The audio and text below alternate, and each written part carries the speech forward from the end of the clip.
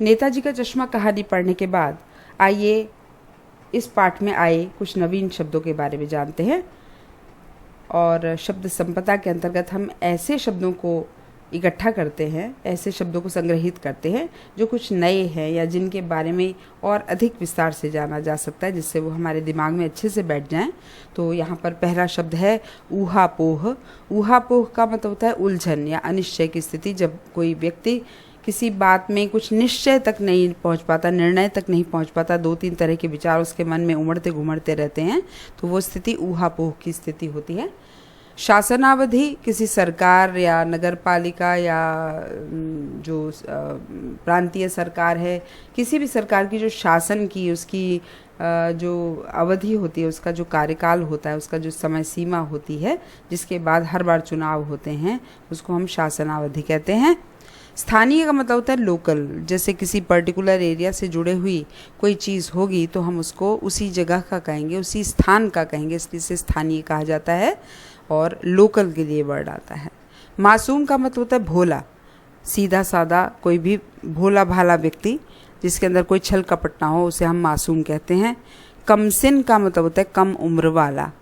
नेताजी के लिए आया है कि मूर्ति कैसी थी, जिसमें नेताजी कमसिन लग रहे थे। संगमरमर, संगमरमर शब्द और कमसिन और मासूम, ये सब शब्द फारसी के शब्द हैं। संग का मतलब होता है पत्थर और मरमर का मतलब कोमल पत्थर, तो संगमरमर मार्बल के लिए यूज़ होता है। कौतुक और कौतूहल दो शब्द आए हैं इस पाठ में और दोनों का लगभग एक सा ही अर्थ है। दोनों का अर्थ है जिज्ञासा, यानी कुछ जानने की इच्छा, कुछ नया जानने की क्यूरोसिटी। सराहनीय का मतलब होता है सराहना करने योग्य, तारीफ के लायक। किसी चीज़ की जिसकी तारीफ की जाए उसको हम सराहनीय कहते हैं। दुर्दमनीय का मतलब है, दमन कहते हैं असल में दबाने को, और दुर्दमनीय का मतलब जिसे दबाया ना जा सके, जिसे दबाना बड़ा मुश्किल हो। कभी कभी हमारे मन में ऐसा कोई विचार होता है जिसे हम बोले बिना नहीं रह पाते, उसे हम दुर्दमनीय कहते हैं। खुश मिजाज, मिजाज का मतलब होता है मूड, स्वभाव। खुश मिजाज यानी अच्छे स्वभाव वाला, प्रसन्न स्वभाव वाला व्यक्ति। गिराक, ये देसी भाषा का शब्द है। पान वाला ऐसे शब्दों का प्रयोग कर रहा है, वैसे शब्द है ग्राहक। ग्राहक के लिए वो गिराक शब्द का प्रयोग करता है। चौखट का मतलब है फ्रेम। यहाँ पर जो चश्मे के फ्रेम हैं उनके लिए चौखट शब्द का प्रयोग देसी भाषा में प्रयुक्त हुआ है। फिर है आहत शब्द। आहत का मतलब दुखी। दरकार का मतलब होता है ज़रूरत। जब हमें किसी चीज़ की ज़रूरत होती है तो हम कहते हैं हमें उस चीज़ की दरकार है। ओरिजिनल का मतलब है ओरिजिन से जुड़ी हुई, यानी असली चीज़। होम करने का मतलब है हवन करना। जैसे यज्ञ के अंदर कोई चीज़ जैसे समिधा वगैरह डाली जाती है, हवन सामग्री डाली जाती है, उसे हम जलाने को कहते हैं होम करना, हवन करना या नष्ट कर देना। अटेंशन का मतलब होता है सावधान की मुद्रा। जब हम मार्च पास्ट वगैरह करते हैं तो दो तरह की मुद्राएं आती हैं, एक अटेंशन की आती है और एक आती है स्टैंड एट ईज़। तो अटेंशन की मुद्रा सावधान की मुद्रा कहलाती है। अब आता है अगला पृष्ठ हमारा। कत्था पान पे लगाने का एक पदार्थ होता है। आपने देखा होगा एक वाइट ब्राउनिश सा एक पदार्थ होता है, उसका लेप लगाया जाता है पान के ऊपर। द्रवित का मतलब होता है पिघलना। जैसे बर्फ़ होती है और उसको गर्मी में रख दिया जाए तो वो पिघल जाती है, इसी तरह से दिल पिघलने को भी द्रवित होना कहते हैं। जैसे जो कठोर चीज़ है जब वो पिघल जाती है तो उसे द्रवित होना कहते हैं। ऐसे ही दिल भी पिघल जाता है किसी के दुख को देखकर। पारदर्शी का मतलब ट्रांसपेरेंट, जिसके आर पार देखा जा सके। नतमस्तक का मतलब होता है मस्तक को नत करना, झुकाना, सिर झुकाना। भूतपूर्व का मतलब होता है पुराना या सेवानिवृत्त कर्मचारी। जैसे कोई व्यक्ति हो, कहीं पे काम कर रहा हो और उसके बाद में उसका रिटायरमेंट हो जाए, उसके बाद में हम क्या कहते हैं, उसको भूतपूर्व कहते हैं। जैसे हमारे देश के भूतपूर्व प्रधानमंत्री थे राजीव गांधी, तो भूतपूर्व शब्द जो है वो ऐसे व्यक्ति के लिए आता है जो पहले कार्यरत था लेकिन अब रिटायर हो चुका है या अपने पद पर नहीं है। संदूकची, देखिए आप ये ध्यान रखिए, फारसी में एक प्रत्यय लगता है, सफिक्स लगता है, शब्द के बाद में आते हैं सफिक्स हमेशा। और ची जो है फारसी में लगता है छोटी चीज़ के लिए।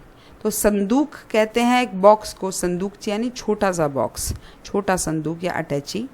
कौम का मतलब है जाति, किसी पर्टिकुलर देश की जो लोग हैं उनके लिए भी आ जाता है, कई बार ये किसी संप्रदाय या किसी जाति विशेष के लिए भी आ जाता है। कुल मिला के ये हमारे देश के वासियों के लिए कहा गया है यहाँ पर इस पाठ में। तो देशवासियों का एक ऐसा वर्ग जो कि हमारे देश के जो क्रांतिकारी नौजवान हैं जिन्होंने अपने देश के लिए प्राण न्यौछावर कर दिया, उन पर हंसते हैं, उनके लिए यहाँ पर कौम शब्द का प्रयोग किया हवलदार साहब ने। 32 का मतलब है दांत। असल में दांतों की संख्या मैक्सिमम 32 होती है, 32 होती है, इसलिए ये प्रयोग चल पड़ा दांतों के लिए 32, चाहे किसी व्यक्ति के 32 दांत हों या ना हो, लेकिन दांतों के लिए 32 का प्रयोग चलता है। अवाक का मतलब है वाक या वाणी या शब्द न सूझना। वाक का मतलब होता है समझ वाणी, आवाज़ ही जब मुंह से ना निकल पाए, आदमी आश्चर्य में रह जाए, अचंभे में रह जाए और कुछ बोल ना पाए, तो इस शब्द का प्रयोग होता है। प्रतिष्ठापित का मतलब होता है किसी चीज़ को स्थापित करना, किसी चीज़ को कहीं सिचुएटेड कर देना, वो प्रतिष्ठापित कहलाता है। कस्बे की हृदय स्थली, हम जब सब जानते हैं हृदय जो होता है, हार्ट जो होता है हमारे शरीर का केंद्र स्थल होता है, यानी उसके आसपास ही शरीर के सारे कार्यकलाप चलते हैं। इसलिए हृदय स्थली का मतलब यहाँ पर है सेंट्रल पॉइंट। जो वो टाउन था जिसकी कहानी है, उसकी हृदय स्थली का मतलब कस्बे के बीचों बीच ये मूर्ति लगी थी नेताजी की। तो हमने अभी शब्दार्थ किए, इसके बाद में हम आगे चलते हैं और कुछ विशेष जानकारियाँ लेते हैं। आपने कुछ शब्द इसमें पढ़े हैं तो उनको मैंने सोचा आपको डिटेल से समझाया जाए। नगर पालिका के बारे में आपने पढ़ा, तो नगर पालिका क्या होती है, आप सिविक्स में या पॉलिटिकल साइंस में इसको पढ़ते हैं।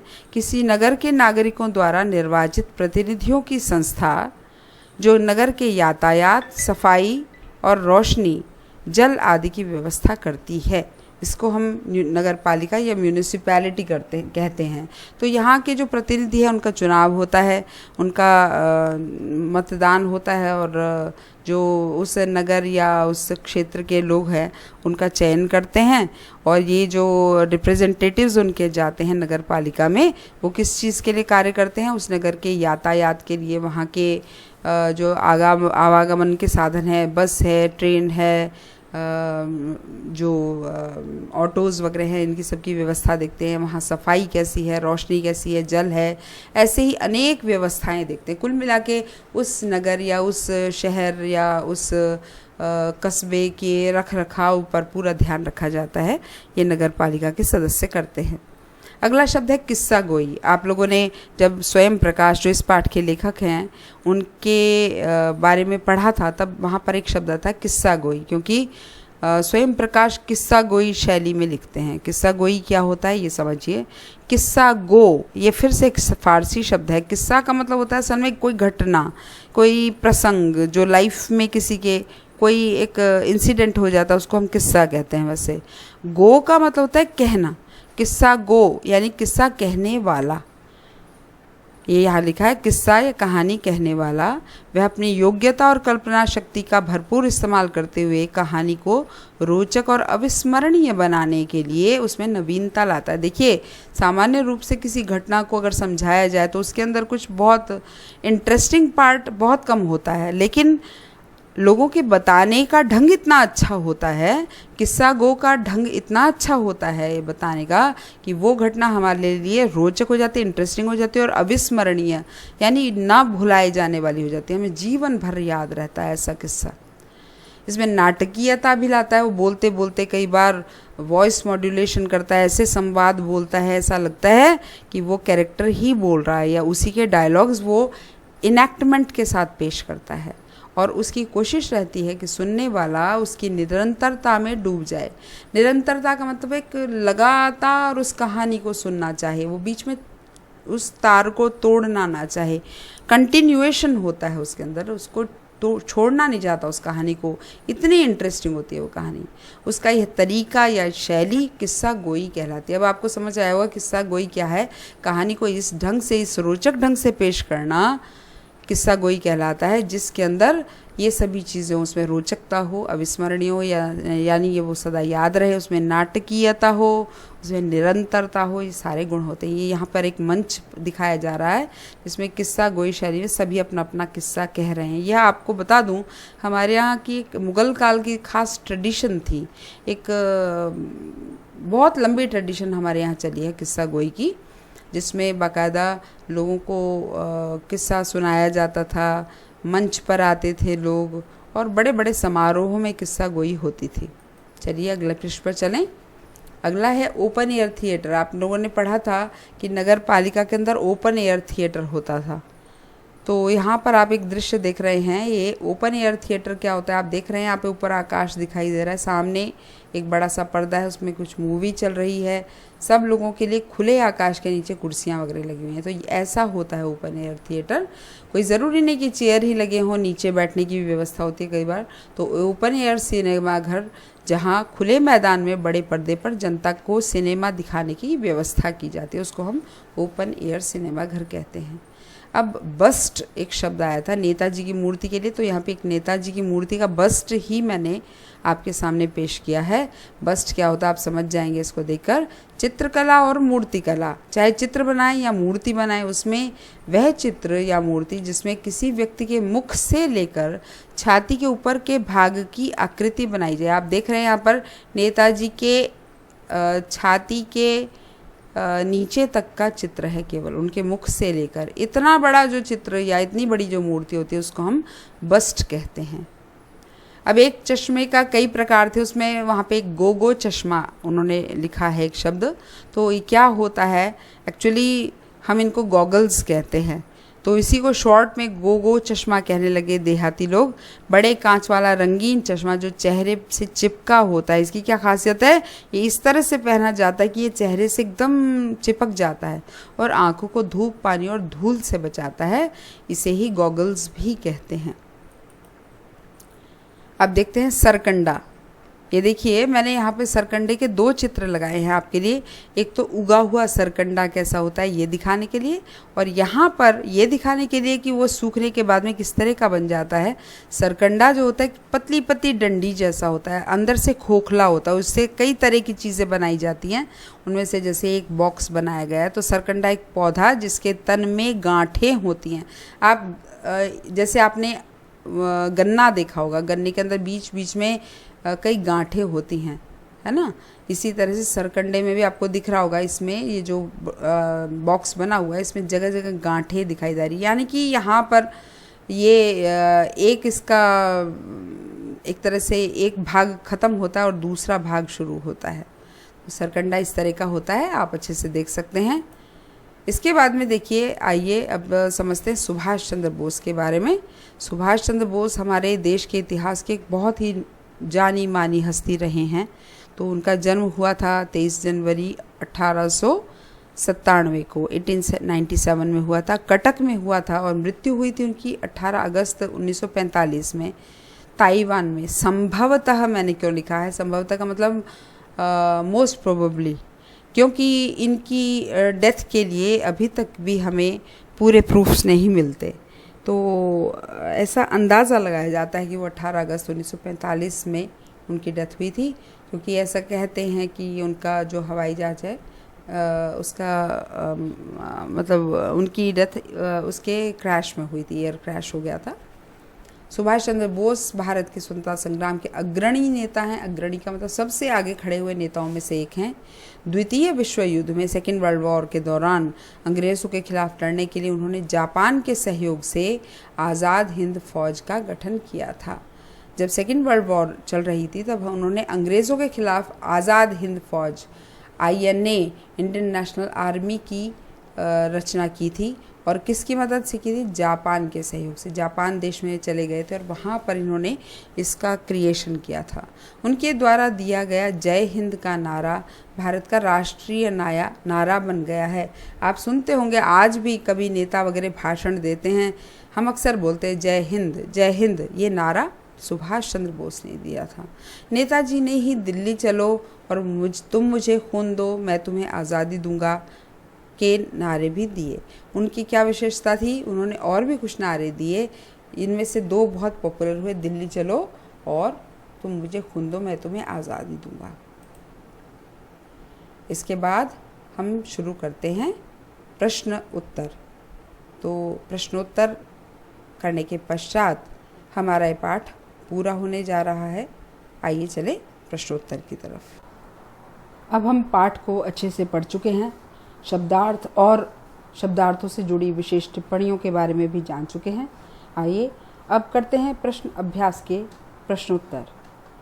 आपकी एनसीईआरटी बुक में पाठ के पीछे जो प्रश्न अभ्यास के अंतर्गत प्रश्न दिए गए हैं, वे प्रश्न ही आप लोगों के प्रश्न पत्र में आते हैं और कभी कभी इनकी भाषा को थोड़ा बहुत फेर बदल करके लिखा जाता है। यानी प्रश्न यही हैं लेकिन थोड़ा बहुत तोड़ मरोड़ कर लिखा जाता है। इसलिए इन प्रश्नों को अच्छे से समझ लीजिए और उनके उत्तरों पर ख़ास तौर पे विचार कीजिए। अपने दिमाग में बिठा लीजिए कि किस प्रश्न का कौन सा उत्तर होगा। अगर हम समझेंगे तो हमारे सामने किसी भी रूप में कोई प्रश्न आएगा, हम उसका उत्तर लिखने में बिल्कुल स्वतंत्र रहेंगे और सक्षम रहेंगे। एक दो बातें यहाँ पर मैं क्षितिज के प्रश्नोत्तरों से जुड़ी हुई आपको बताना चाहूँगी। क्षितिज के प्रश्न 2 अंकों के आते हैं, 2 मार्क्स के आते हैं, जिनके अंदर आपको एटलीस्ट 2 पॉइंट्स विस्तार से लिखने चाहिए और शब्द सीमा होती 50 से 60 शब्दों की। यानी आपको 2 पॉइंट्स 50 से 60 शब्दों के अंतर्गत लिखना है। अगर कोई प्रश्न ऐसा है जिसमें 2 या 3 इस तरह के पॉइंट्स ना हों तो आपको जो कुछ भी आंसर लिखना है वो 50 से 60 शब्दों में लिखना है। और शब्द सीमा का ध्यान रखते हुए ही आपको हर बात उन्हीं शब्दों की सीमा में समेट देनी चाहिए। ये आपकी लिखने की विशेषता होनी चाहिए। तो चलिए करते हैं पहला प्रश्न। सेनानी न होते हुए भी चश्मे वाले को लोग कैप्टन क्यों कहते थे? ये प्रश्न किया गया है कि वो जबकि सेनानी नहीं था यानी सैनिक नहीं था, उसके बाद भी लोग उसको कैप्टन क्यों कहते थे? इसका उत्तर है लोगों के अंदर देशभक्ति की भावना कूट कूट कर भरी हुई थी। जो कस्बे के लोग थे उनमें देशभक्ति की भावना तो थी और ये हमें पता चलता है कहानी के अंत में जब हम देखते हैं कि कैप्टन की मृत्यु के पश्चात नेताजी की मूर्ति को सरकंडे का चश्मा पहनाया जाता है। इसका मतलब वहाँ के लोग देशभक्ति की भावना तो रखते हैं, इसलिए सेनानी ना होते हुए भी चश्मे वाले को लोग कैप्टन कहते थे। ये मानते थे कि चलो सैनिक नहीं है लेकिन उसकी देशभक्ति का जज्बा देखकर लोग उसे कैप्टन कहने लग गए थे। वह स्वतंत्रता आंदोलन में भाग लेने वाले सेनानियों का भरपूर सम्मान करता था। वह नेताजी की मूर्ति को बार बार चश्मा पहनाकर देश के प्रति अपनी अगाध श्रद्धा प्रकट करता था। लोग क्यों कहते थे कैप्टन, उसका कारण दिया गया है कि वो स्वतंत्रता सेनानियों का, जिन्होंने भी हमारे फ्रीडम स्ट्रगल में अपनी बड़ी बड़ी भूमिकाएं निभाई, ऐसे सब सेनानियों का बहुत अधिक सम्मान करता था और नेताजी सुभाष चंद्र बोस उनमें से एक थे। इसलिए उनकी मूर्ति को हर बार वो चश्मा पहनाता था, अगर हटाता था तो नया बदलता था और इस तरह से वो देश के प्रति अपनी अगाध श्रद्धा प्रकट करता था। श्रद्धा का मतलब है रिस्पेक्ट और अगाध का मतलब जिसकी कोई सीमा ना हो, इतनी अधिक रिस्पेक्ट को प्रकट करता था। देश के प्रति त्याग व समर्पण की भावना उसके हृदय में किसी भी फौजी से कम नहीं थी। हम सब जानते हैं कि चाहे आर्मी हो, चाहे नेवी हो या फिर एयरफोर्स हो, जो भी सैनिक होते हैं उनके अंदर देशभक्ति का जज्बा बहुत अधिक होता है और इसीलिए हम उनका इतना अधिक सम्मान करते हैं। लेकिन यहाँ कैप्टन चश्मे वाले में भी किसी ऐसे फौजी से जो हमारी देश की सेनाओं से जुड़े हुए हैं, ये देशभक्ति की भावना किसी तरह से कम नहीं थी। अगले प्रश्न की तरफ चलते हैं।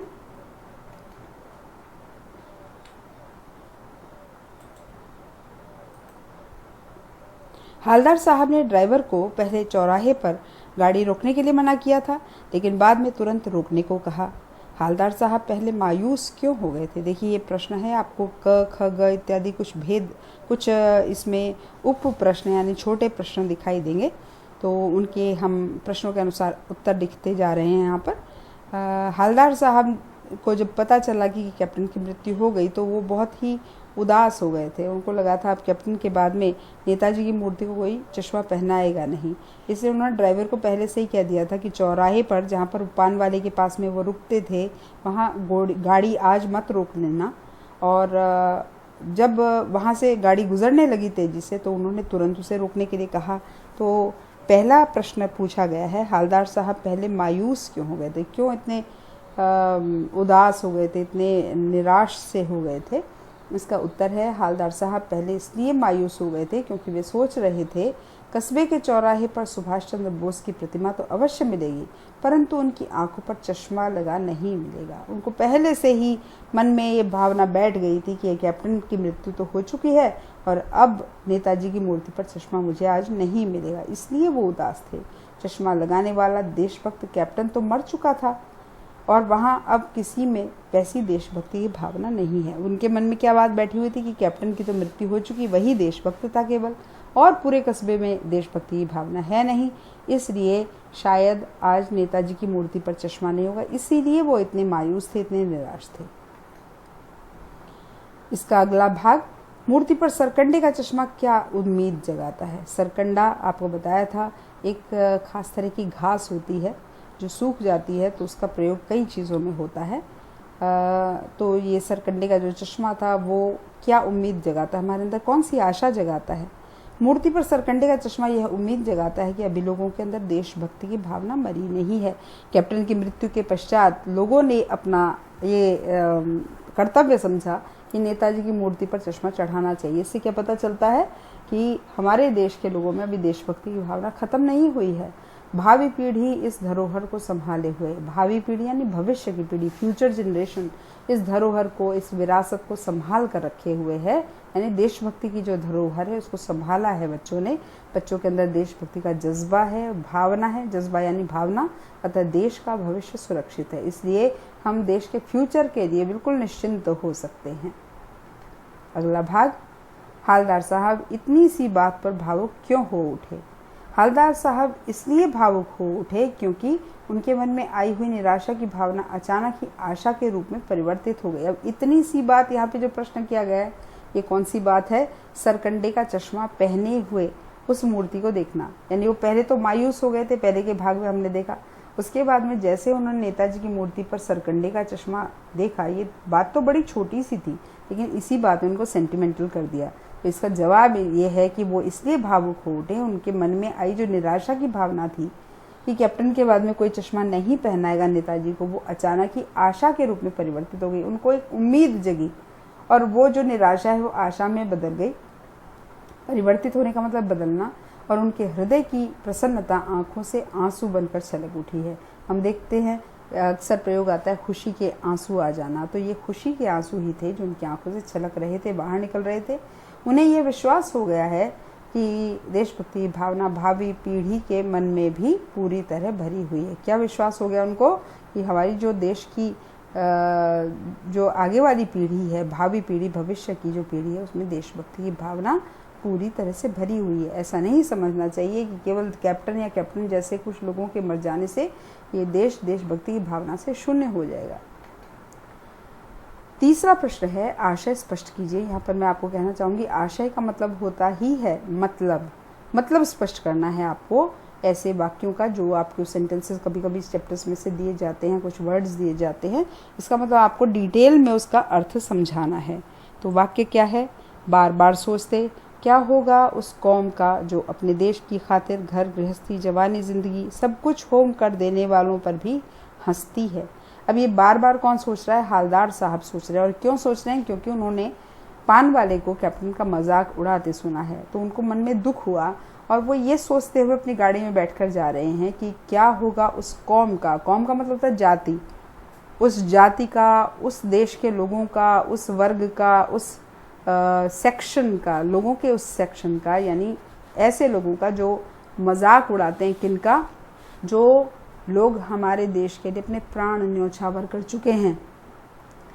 देखिए, स्वतंत्रता संग्राम एक यज्ञ के समान था। जैसे हम यज्ञ के अंदर आहुति डालते हैं, उसी तरह से हमारे देशभक्तों ने अपने प्राणों की आहुतियाँ दी थी। और क्या क्या बलिदान किया था, घर छोड़ दिया अपना, गृहस्थी अपना परिवार छोड़ दिया, अपने बीवी बच्चे माँ बाप सब कुछ छोड़ दिए, जवानी यानी युवावस्था के अंदर उन्होंने वो काम किया कि वो बाकी जीवन जी ही नहीं पाए, उनके प्राण उन्होंने त्याग दिए अपने देश के लिए, और जिंदगी प्राणों तक को छोड़ दिया उन्होंने। ये सब कुछ होम करने वाले, होम करने का मतलब होता है हवन करने वाला, ऐसे लोगों पर जो हंसती है। कौन हंसती है? ये कौम, ये जो जाति हंसती है, जो देशवासियों का, हमारा जो वर्ग है, जो इन लोगों का मजाक उड़ाता है, उनका होगा क्या आखिर, भविष्य क्या होगा। और अपने लिए बिकने के मौके ढूंढती है। अपने लिए बिकने का मतलब है स्वार्थ के लिए, खुद के लिए बिकना चाहती है, यानी अपने फायदे के लिए, कि केवल अपना काम निकल जाए, उसके लिए वो पैसे के सामने खुद को बेचने को तैयार बैठे हैं, या कोई और बड़े सुविधाएं, बड़े लालच उनको दे दिए जाएं तो वो अपने चरित्र को बेचने को तैयार हो जाते हैं, अपने देश को, अपने देश के सम्मान को बेचने को तैयार होते हैं। उनके मौके, उनके अवसर ढूंढते हैं। उनको मौका मिला और वो फिर मात नहीं खाएंगे, वो अपने देश को बेचने को तैयार बैठे हैं। ये बात हालदार साहब सोच रहे हैं। अब इसी को यहाँ उत्तर के रूप में दिया गया है। हालदार साहब बार बार सोचते रहे कि उस कौम का भविष्य कैसा होगा जो उन लोगों की हंसी उड़ाती है, जो अपने देश की खातिर घर गृहस्थी, जवानी, जिंदगी सब कुछ त्याग कर देते हैं। हालदार साहब ये सोचते हुए जा रहे थे कि उस कौम का, हमारे देशवासियों की, उस जाति का, उस वर्ग का होगा क्या भविष्य, क्या फ्यूचर होगा, जो ऐसे महान लोगों की हंसी उड़ाते, जिन्होंने अपने घर, अपनी गृहस्थी, अपनी जवानी, अपनी जिंदगी सब कुछ छोड़ दी, त्याग दी, पल भर में झटक दी, उसको देश के लिए समर्पित कर दिया, अपने प्राणों को न्यौछावर कर दिया, मर गए जो हमारे देश के लिए। उनका भी मजाक उड़ाती है, उनकी हंसी उड़ाती है। ऐसे लोगों का होगा क्या आखिर। साथ ही वह ऐसे अवसर तलाशती रहती है जिसमें उसकी स्वार्थ की पूर्ति हो सके, चाहे उसके लिए उन्हें अपनी नैतिकता को भी तिलांजलि क्यों न देनी पड़े। साथ ही साथ ये कौम केवल मजाक ही उड़ा के नहीं रह जाती। दूसरी तरफ इनका चरित्र इतना गिर गया है, इनका कैरेक्टर इतना शून्य है, इतना निकृष्ट है, इतना घटिया है कि वो ऐसे अवसर ढूंढते रहते, ऐसे मौके ढूंढते रहते हैं जिसमें उनके स्वार्थ की पूर्ति हो, अपने फायदे की पूर्ति हो, चाहे उसके लिए उन्हें अपनी नैतिकता को भी तिलांजलि क्यों न देनी पड़े। नैतिकता का मतलब था आदर्श, अपने आइडियल्स, उनको भी तिलांजलि क्यों नहीं देनी पड़े। तिलांजलि शब्द थोड़ा सा समझ लीजिए। तिल की मिठाई आप बहुत खाते हैं सर्दियों में, तो तिल जो होता है उससे अंजलि दी जाती है। कहाँ दी जाती है? जब किसी व्यक्ति की मृत्यु हो जाती है तो उसका जो पिंडदान इत्यादि किया जाता है उस समय तिलांजलि दी जाती है, यानी हाथ में पानी रख के और उसमें तिल डालकर मृतात्मा की शांति के लिए तिलांजलि दी जाती है। तिलांजलि देने का मतलब है कि अंतिम क्रिया करना, एक तरह से नैतिकता को पूरी तरह से खत्म करना, नैतिकता को तिलांजलि देना है। अर्थात आज हमारे समाज में स्वार्थ पूर्ति के लिए अपना ईमान तक बेच दिया जाता है। हम अगर स्वार्थ पूर्ति करना चाहें, अपना फायदा देखना चाहें, तो हम अपने ईमान को, अपनी ईमानदारी को, अपने कैरेक्टर को भी बेचने को तैयार हैं। यहाँ देशभक्ति को मूर्खता समझा जाता है। देशभक्ति की भावना अगर किसी के अंदर है तो हम उसको मूर्ख कहते हैं, उसकी उस भावना को मूर्खता कहते हैं। कैसा हमारा देश हो गया है, ऐसे उस देश का भविष्य क्या होगा, इस चीज़ से हालदार साहब चिंतित हैं और दुखी हैं। अब चलते हैं अगले प्रश्न की तरफ। पानवारी का एक रेखा चित्र प्रस्तुत कीजिए। देखिए रेखा चित्र शब्द क्या होता है, थोड़ा सा अच्छे से समझ लीजिए। इंग्लिश में आप इसे समझते हैं कैरेक्टर स्केच। आप लोगों ने कभी ड्राइंग या पेंटिंग की होगी तो आप जानते हैं कि पहले पहले हम पेंसिल से रेखाएं खींच खींच के एक स्केच बनाते हैं, तो उसी को रेखा चित्र कहते हैं। रेखा से, लाइन से बनाया हुआ चित्र। रेखा चित्र जब हम लिटरेचर के अंदर इस वर्ड को यूज़ करते हैं तो उसका मतलब होता है कि हम लेखक के द्वारा लिखी गई कहानी या नॉवल इत्यादि को पढ़कर अपनी आंखों के सामने उस कैरेक्टर को देख सकते हैं, फील कर सकते हैं। हालांकि हमने उस आदमी को कभी नहीं देखा, उस कैरेक्टर को कभी नहीं देखा, लेकिन लेखक का जो वर्णन होता है वो इस तरह का होता है कि हमें हमारी आंखों के सामने वो कैरेक्टर नज़र आता है। हमें लगता है वो कैसे रंग का होगा, काला होगा, गोरा होगा, लंबा होगा, छोटा होगा, मोटा होगा, पतला होगा। ये जो उस कैरेक्टर की छवि हमारी आंखों के सामने, उसकी इमेज आ जाती है, और साथ ही साथ हम ये भी समझ जाते हैं कि वो कैरेक्टर अच्छा है, महान है, आदर्श है, निकृष्ट भावों का है, देशभक्त है। तो उसके इनर क्वालिटीज़ हैं वो भी हमें पता चल जाती है। तो रेखा चित्र के लिए जब प्रश्न आए तो हमेशा ध्यान रखिए कि आपका उत्तर 2 तरह का होना चाहिए इसमें। जैसे आपको मैंने पहले ही बताया था 2 मार्क्स का जो क्वेश्चन है उसमें 2 पॉइंट्स होते हैं। तो रेखा चित्र आप 2 तरह के पॉइंट्स कैसे लिख सकते हैं। एक में लिख सकते हैं उस कैरेक्टर का रूप रंग कैसा है, दिखता कैसा है, वो कैसे कपड़े पहनता है, उसका रूप आकार इत्यादि कैसा है। और दूसरे भाग में आप लिखेंगे कि उसका कैरेक्टर कैसा है, उसके भावनाएं कैसी हैं, विचार कैसे हैं। इस तरह से हम अब पान वाले का रेखा चित्र समझ रहे हैं। सड़क के चौराहे के किनारे पान की दुकान में एक पान वाला बैठता था। वह काला तथा मोटा था। देखिए यहाँ पर उसके रूप आकार की बात आ रही है। काले रंग का था, मोटा था, उसके सिर पर गिने चुने बाल ही बचे थे। वह एक तरफ ग्राहक के लिए पान बनाता रहता था, वहीं दूसरी ओर उसका मुंह पान से भरा रहता था। ये हम सब जानते हैं कि वो ग्राहक को पान भी खिलाता रहता था, खुद भी पान खाता था। पान खाने के कारण उसके होठ लाल और कहीं कहीं काले भी पड़ गए थे। यहाँ पे हम बत्तीसी की बात भी कह सकते हैं। दांत भी हो गए थे उसके काले और होठ भी हो गए थे। उसके अपने कंधे पर एक कपड़ा रहता था जिससे वह रह रहकर अपना चेहरा साफ करता रहता था। पान वाला एक खुश मिजाज आदमी था। देखिए यहाँ से दूसरा भाग शुरू हुआ आंसर का कि उसकी नेचर कैसी थी, उसका स्वभाव कैसा था, कैरेक्टर कैसा था। खुश मिजाज आदमी था यानी प्रसन्न रहने वाला, उसका मूड हमेशा मस्त रहता था, लेकिन दिल का अच्छा था। एक इम्प्रेशन हमारा बनता है पान वाले के बारे में जब वो कैप्टन का मजाक उड़ाता है कि ये तो बहुत अच्छे विचारों वाला आदमी नहीं है, लेकिन लास्ट में वो कहानी में रोता है कैप्टन को याद करके। इसीलिए ये बात लिखना बहुत इंपॉर्टेंट है कि वो दिल का अच्छा था, इसलिए वे कैप्टन का मजाक तो उड़ाता था। लाइट मोमेंट्स में उसने मजाक उड़ाया, लेकिन उसकी मृत्यु पर बहुत दुखी भी हुआ। ये हम जानते हैं कि उसको पता थी उसकी वैल्यू, कैप्टन की वैल्यू पता थी, और उसकी डेथ के बाद उसे समझ में आया कि कैप्टन कितना अच्छा और देशभक्त व्यक्ति था। अगला प्रश्न लेते हैं। ये आपका अंतिम प्रश्न है इस पाठ का। वो लंगड़ा क्या जाएगा फौज में, पागल है पागल। कैप्टन के प्रति पान वाले की इस टिप्पणी पर अपनी प्रतिक्रिया लिखिए। प्रतिक्रिया का मतलब अपना रिएक्शन लिखिए। जैसे ही हम इस सेंटेंस को सुनते हैं पान वाले के मुंह से, हमारे मन में एक आक्रोश सा आता है, गुस्सा आता है, क्रोध आता है कि कैप्टन का इसने मजाक कैसे उड़ाया। तो ये जो प्रतिक्रिया है उसे ही हमें अपने शब्दों में लिखना है। कैप्टन के बारे में हालदार साहब द्वारा पूछे जाने पर पान वाले ने टिप्पणी की, टिप्पणी का मतलब कमेंट की कि वो लंगड़ा फौज में क्या जाएगा, वह तो पागल है। देखिए यहाँ पे दो बातें हैं। पहली बात, वो लंगड़ा है, लंगड़ा का मतलब उसका एक पैर खराब है, और फौज के अंदर फिजिकली फिट लोग ही जा सकते हैं, वही भर्ती हो सकते हैं। इसलिए एक तो उसने इस तरह से मजाक उड़ाया था, दूसरे उसको पागल इसलिए कहा क्योंकि वो ज़रूरत से ज़्यादा देशभक्त है। पान वाले द्वारा ऐसी टिप्पणी करना उचित नहीं है। यहाँ से हम अपनी कमेंट कर रहे हैं, अपना रिएक्शन लिख रहे हैं, अपनी प्रतिक्रिया लिख रहे हैं कि ये ऐसे कमेंट करना ठीक बात नहीं है। कैप्टन शारीरिक रूप से अक्षम था, शारीरिक रूप से यानी फिजिकली वो अक्षम था, डिसेबल था, जिसके लिए वह फौज में नहीं जा सकता था। ये हम सब जानते हैं कि फौज में उसकी भर्ती नहीं हो सकती, परंतु उसके हृदय में जो अपार देशभक्ति की भावना थी, अपार का मतलब जिसका कोई पार ही ना पता चले, जिसका कोई किनारा ना पता चले, ऐसी देशभक्ति की भावना थी। वह किसी फौजी से कम नहीं थी। फौजियों में जिस तरह की देशभक्ति की भावना होती है, उसी तरह से हमें कैप्टन के अंदर देशभक्ति दिखाई देती है।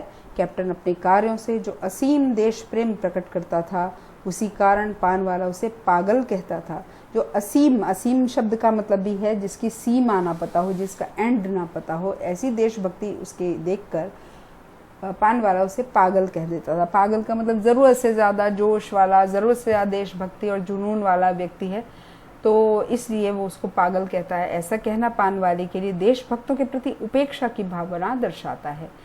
ये जो वाक्य है या ये शब्द जो है पागल कहना है, ये हमारे सारे जितने भी देशभक्त थे जिन्होंने अपने देश के लिए प्राण न्यौछावर कर दिए, उनके प्रति एक उपेक्षा की भावना नजर आती है। उपेक्षा मतलब इग्नोर करने की भावना नजर आती है कि उसकी इम्पोर्टेंस को उसने इग्नोर कर दिया है, वो सर्वथा अनुचित है। अनुचित का मतलब ठीक नहीं है। वास्तव में तो पागलपन की हद तक देश के प्रति त्याग व समर्पण की भावना रखने वाला व्यक्ति श्रद्धा का पात्र है, उपहास का नहीं। यहाँ पर एक मुख्य बात हमने कही कि जो पागलपन की हद तक जाकर देश के प्रति अपना त्याग करता है। देखिए पागलपन जुनून होना चाहिए देशभक्त के लिए, और ये जुनून हमें भगत सिंह में दिखाई देता है, राजगुरु में दिखाई देता है, चंद्रशेखर आज़ाद में दिखाई देता है। उन लोगों ने अपनी प्राणों की कभी चिंता नहीं की, नहीं तो वो भी अपने आप को संभाल के रख सकते थे, अपनी रक्षा कर सकते थे, देश की चिंता नहीं करते, खुद बच जाते, लेकिन पागलपन की हद तक उन्होंने देश को चाहा। और इसी वजह से उनके त्याग और उनके समर्पण यानी उनके डिवोशन की भावना के कारण हम सब स्वतंत्र देश में बैठे हैं। यदि वो ऐसी पागलपन की हद तक नहीं जाते, वो ऐसा त्याग नहीं करते, ऐसा समर्पण का भाव उनके मन में नहीं होता, तो उनकी वजह से हम जो आज स्वतंत्र हैं या स्वतंत्र देश में बैठे हैं, हम परतंत्र होते आज भी। इसलिए इन व्यक्तियों के लिए हमारे मन में श्रद्धा का भाव होना चाहिए। श्रद्धा के पात्र है यानी ये रिस्पेक्ट के लायक लोग हैं, उपहास का पात्र नहीं है। उपहास यानी मजाक का पात्र नहीं है। हमें बड़ा सीरियसली इन लोगों को लेना चाहिए, इनकी रिस्पेक्ट करनी चाहिए। कभी लाइट मोमेंट्स में भी हमें इनका मजाक नहीं उड़ाना चाहिए। मजाक के पात्र नहीं है, ये इज्जत के पात्र है। तो आपने यहाँ नेताजी के चश्मा पाठ का जो प्रश्नोत्तर वाला हिस्सा है वो पूरा कर लिया है, प्रश्न अभ्यास पूरा किया है। अब आप पाठ पूरी तरह से पढ़ चुके हैं, लेखक परिचय जान चुके हैं, शब्दार्थ को आपने विस्तार से समझा है और साथ ही साथ आपने जो कुछ खास टिप्पणियां हैं जो आपको ध्यान रहेंगी, जो इस पाठ से रिलेटेड हैं, उनको भी अच्छे से पढ़िए। इस पाठ को बार बार पढ़कर अपने दिमाग में अच्छे से बैठा लीजिए। इसके बाद में हम राजहंस पाठशाला में एक नए पाठ के साथ आपसे जुड़ेंगे। तब तक के लिए धन्यवाद।